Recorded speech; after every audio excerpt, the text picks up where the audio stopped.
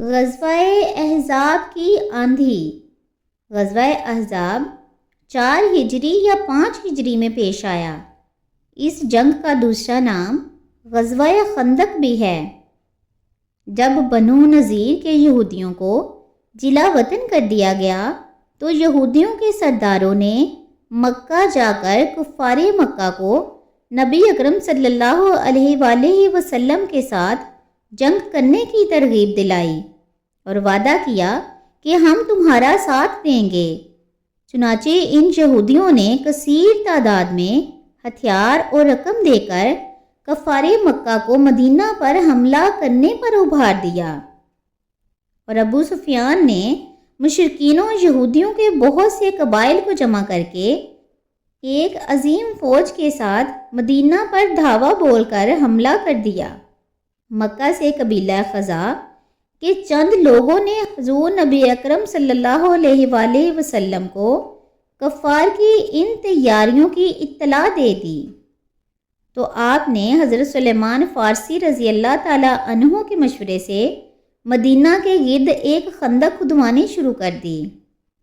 اس خندق کو کھودنے میں مسلمانوں کے ساتھ خود رحمت عالم صلی اللہ علیہ وآلہ وسلم نے بھی کام کیا۔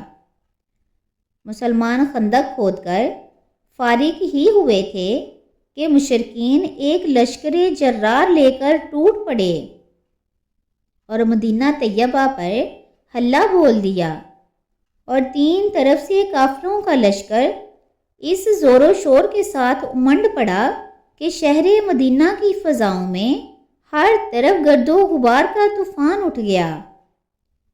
اس خوفناک چڑھائی اور لشکر کفار کی معرکہ آرائی کا نقشہ قرآن کی زبان سے سنیے۔ ترجمہ: جب کافر تم پر حملہ آور ہوئے تمہارے اوپر سے اور نیچے سے، اور جب کہ ٹھٹک کر رہ گئی نگاہیں اور دل گلوں کے پاس آ گئے، اور تم اللہ پر امید و یاس کے طرح طرح کے گمان کرنے لگے۔ یہ وہ جگہ تھی کہ مسلمانوں کا امتحان ہوا اور خوب سختی سے وہ جھنجھوڑ دیے گئے۔ سورہ احزاب رکوع نمبر 2 پارہ نمبر 21۔ اس لڑائی میں منافقین جو کہ مسلمانوں کے دوش بدوش کھڑے تھے، وہ کفار کے ان لشکروں کو دیکھتے ہی بزدل ہو کر پھسل گئے، اور ان کے نفاق کا پردہ چاک ہو گیا، اور وہ جنگ سے جان چھڑا کر اپنے گھروں میں چھپ کر بیٹھے رہنے کی اجازت طلب کرنے لگے۔ لیکن اسلام کے پیچھے جان نثار مہاجرین و انصار اس طرح سینہ سپر ہو کر ڈٹ گئے کہ کوہ صلا اور کوہ احد کی پہاڑیاں سر اٹھا اٹھا کر ان مجاہدین کی اولو العزمیوں اور جان نثاریوں کو حیرت کی نگاہ سے دیکھنے لگیں۔ ان فداکاروں کی ایمانی جرت اور اسلامی شجاعت کی تصویر صفاتی قرآن پر بصورت تحریر دیکھیے۔ اللہ تبارک و تعالیٰ کا ارشاد ہے۔ ترجمہ: اور جب مسلمانوں نے کافروں کے لشکر دیکھے تو بول پڑے کہ یہ وہ ہے جو ہمیں وعدہ دیا تھا اللہ اور اس کے رسول صلی اللہ علیہ وآلہ وسلم نے، اور سچ فرمایا اللہ اور اس کے رسول صلی اللہ علیہ وآلہ وسلم نے، اور اس سے انہیں نہ بڑھا مگر ایمان اور اللہ کی رضا پر راضی ہونا۔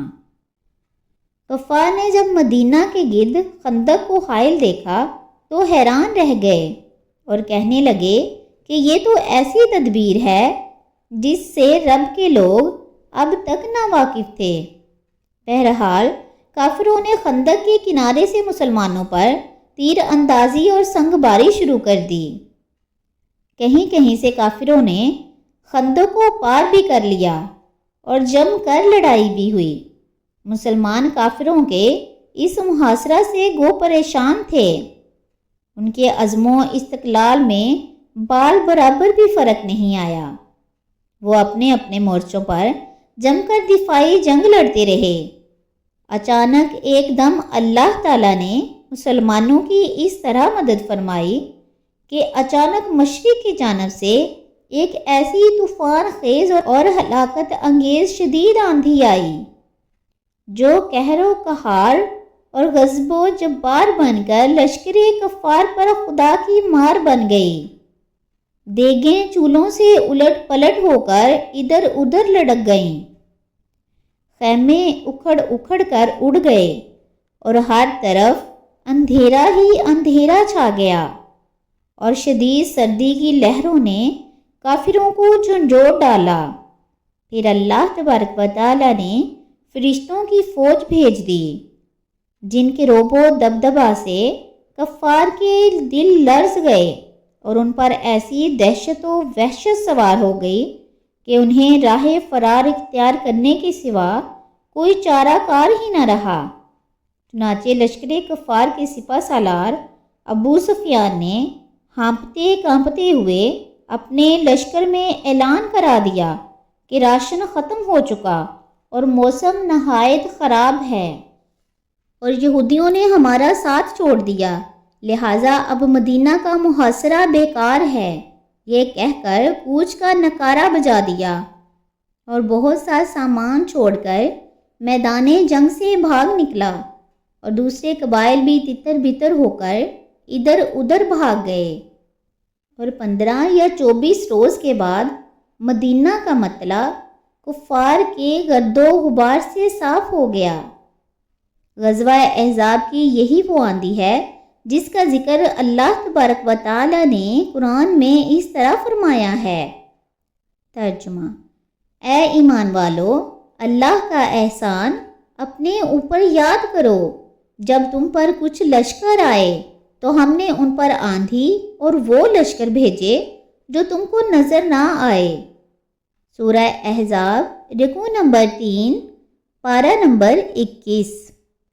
درس ہدایت: اس واقعہ سے ہم کو یہ سبق ملتا ہے کہ جب کفار کا مقابلہ جنگ میں ہو تو مسلمانوں کو کسی حال میں بھی ہرگز مایوس نہیں ہونا چاہیے، اور یہ یقین رکھ کر مقابلہ پر ڈٹے رہنا چاہیے کہ ضرور نصرت خداوندی اور امداد غیبی مسلمانوں کی مدد کرے گی۔ بس شرط یہ ہے کہ اخلاص نیت کے ساتھ مسلمان ثابت قدم رہیں اور صبر و استقلال کے ساتھ میدان جنگ میں ڈٹے رہیں۔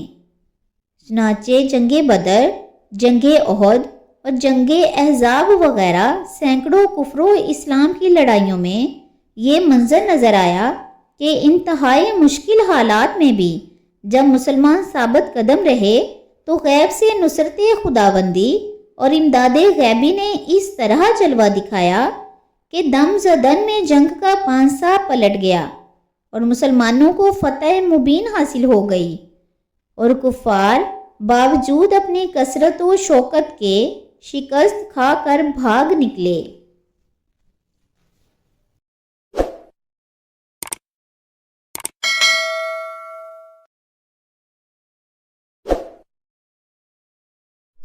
ویڈیو کو پورا واچ کیا کریں اور میرے چینل کو لائک اور سبسکرائب کرنا نہ بھولیں۔ جزاک اللہ۔